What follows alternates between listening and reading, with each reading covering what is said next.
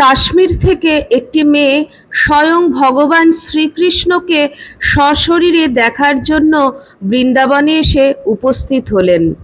বৃন্দাবনের এক এক করে সমস্ত মন্দির তিনি দর্শন করেন, কিন্তু শ্রীকৃষ্ণকে সশরীরে তিনি কোথাও দেখতে পান না।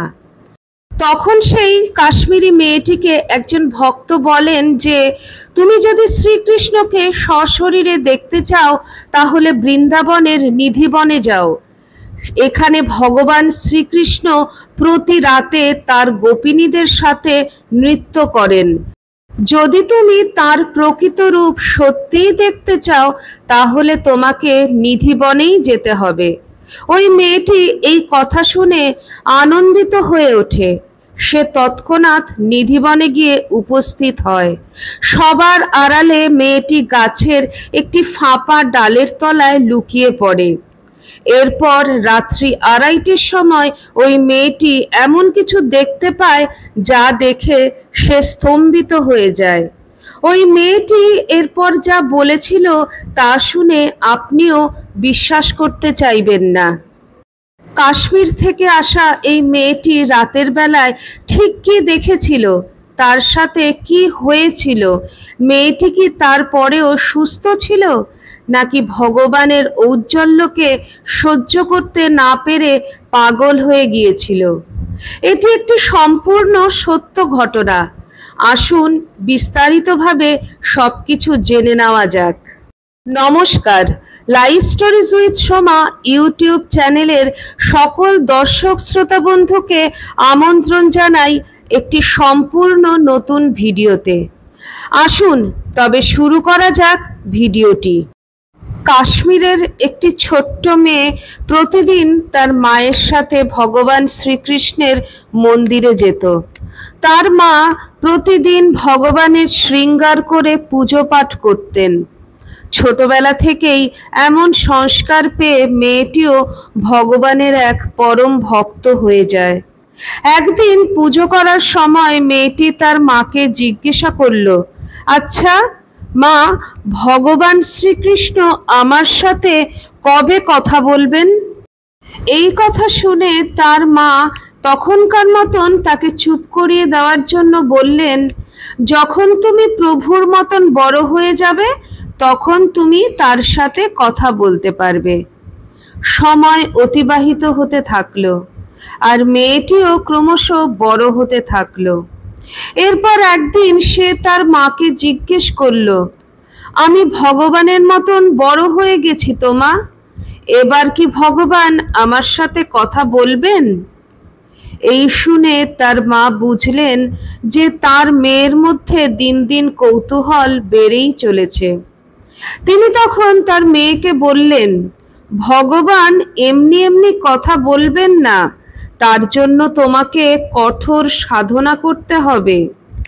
মেয়েটি মায়ের কথা শুনে এগুলি সবই করতে থাকলো, কিন্তু এসবে কোনো ফলই মিলছিল না। কারণ মেয়েটি জ্ঞান নয়, বরং স্বয়ং ভগবান শ্রীকৃষ্ণকে সশরীরে দেখতে চেয়েছিলেন।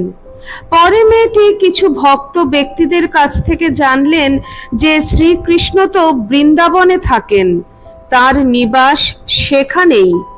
এটি জেনেই তিনি তৎক্ষণাৎ বৃন্দাবনে চলে আসেন এবং সেখানে এসে ভক্ত ও পুরোহিতদের জিজ্ঞাসা করলেন যে কানহা কোথায়। সেখানকার সবাই তাকে বললেন যে কানহা তো বাঁকে বিহারীর মন্দিরে রয়েছেন। এটি শুনেই সে খুশি মনে কলসি ভর্তি মাখন এবং হাতে বাঁশি নিয়ে বাঁকে বিহারীর মন্দিরে পৌঁছে যায় এবং পণ্ডিতজিকে বলে যে আমি কানহার সঙ্গে দেখা করতে চাই। ওখানকার পণ্ডিত বাঁকে বিহারীজির বিগ্রহকে দেখিয়ে বললেন, এই নাও, করে নাও তোমার কানহার দর্শন। কিন্তু ওই মেয়েটি তখন বলে ওঠে, এটি তো একটি বিগ্রহ, আমি তো আমার কানহাকে সশরীরে দেখতে চাই। পণ্ডিতজি তাকে বললেন, এখানে তুমি সব জায়গায় কেবল বিগ্রহই দেখতে পাবে, স্বয়ং ভগবানকে তুমি দেখতে পাবে না এখানে। পণ্ডিতজির কাছ থেকে এই কথা শোনার পর মেয়েটি মনে খুবই কষ্ট পায়। এই সব কিছু বেশ কিছুক্ষণ ধরে একজন বয়স্ক ভদ্রলোক লক্ষ্য করছিলেন। তিনি ওই মেয়েটির কাছে এলেন এবং বললেন, যদি তুমি কানহার দর্শন করতে চাও তাহলে তুমি নিধিবনে চলে যাও, সেখানেই তুমি তার দর্শন পাবে।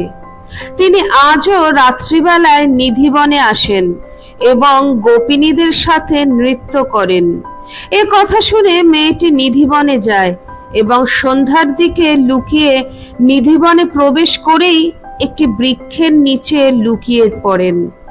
প্রায় রাত 2:30টার সময় সে এমন কিছু জিনিস দেখতে পায় যেটি দেখে সে তার নিজের চোখকেই বিশ্বাস করতে পারছিল না। সে আচমকাই দেখতে পেল যে নিধিবনের সব বৃক্ষগুলো গোপিনী হয়ে যাচ্ছে এবং সেখানেই আবির্ভূত হন স্বয়ং ভগবান শ্রীকৃষ্ণ। এরপর সেখানে শুরু হয় রাসলীলা। এই দেখে মেয়েটি বলতে শুরু করে, কানহা, আমায় ছেড়ে চলে যেও না।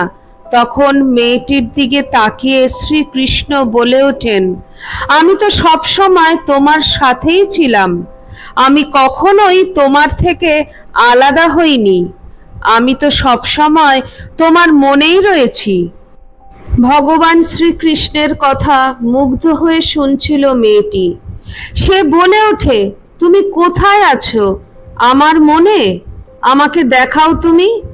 এরপর শ্রীকৃষ্ণ তাকে এমন রূপ দেখালেন যে সেখানে প্রতিটি বস্তুতেই সে কেবলই শ্রীকৃষ্ণকে দেখতে পাচ্ছিল।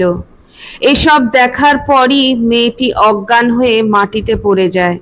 যখন তার চোখ খোলে তখন প্রতিটি জিনিসের ভেতরেই সে শ্রীকৃষ্ণকে দেখতে পায়। তা মাটি হোক বা পাখি হোক বা অন্য যে কোনো প্রাণী হোক না কেন, অথবা কোনো বৃক্ষই হোক, সব বস্তুতেই তিনি ভগবানকে দেখতে পাচ্ছিলেন। আপনি শুনে অবাক হবেন যে এই মেয়েটি পরে শ্রীকৃষ্ণের সাথে বিধিপূর্বক বিবাহ করেন। এই মেয়েটিকে আজও ভক্তরা মীরা বলেই ডাকেন এবং আপনি যদি কখনো বৃন্দাবনে যান তাহলে আপনিও এই মীরাবাইকে দেখতে পাবেন। বিভিন্ন ইন্টারভিউয়ের মাধ্যমে তিনি দাবি করেছেন যে তিনি স্বয়ং শ্রীকৃষ্ণকে দেখেছেন এবং তার রূপের বর্ণনাও তিনি করেছেন। নিধিবনে এমন অসংখ্য ঘটনা এখনো ঘটে চলেছে যার কোনো বৈজ্ঞানিক ব্যাখ্যা খুঁজে পাওয়া যায়নি। আমার চ্যানেলে নিধিবনের একটি সম্পূর্ণ ভিডিও আছে, চাইলে দেখতে পারেন। আপনারা যদি কখনো নিধিবনে গিয়ে থাকেন এবং কোনো অলৌকিক ঘটনা উপলব্ধি করে থাকেন, আমার সাথে শেয়ার করতে পারেন। আপনার সম্মতি থাকলে আমার চ্যানেলে সেই ঘটনাটি আমি তুলে ধরতে চাই। আজকের ভিডিওটি কেমন লাগলো অবশ্যই কমেন্ট সেকশনে কমেন্ট করে জানাবেন। আর ভিডিওটি যদি ভালো লেগে থাকে তাহলে অবশ্যই প্রতিদিনের মতন বেশি করে শেয়ার করবেন এবং কমেন্ট করবেন। সবাই খুব ভালো থাকবেন, সুস্থ থাকবেন। আবার খুব শিগগিরই দেখা হচ্ছে আপনাদের সঙ্গে কোনো একটি নতুন ভিডিওতে। জয় শ্রীকৃষ্ণ, জয় ঠাকুর, জয় মা, জয় স্বামীজি।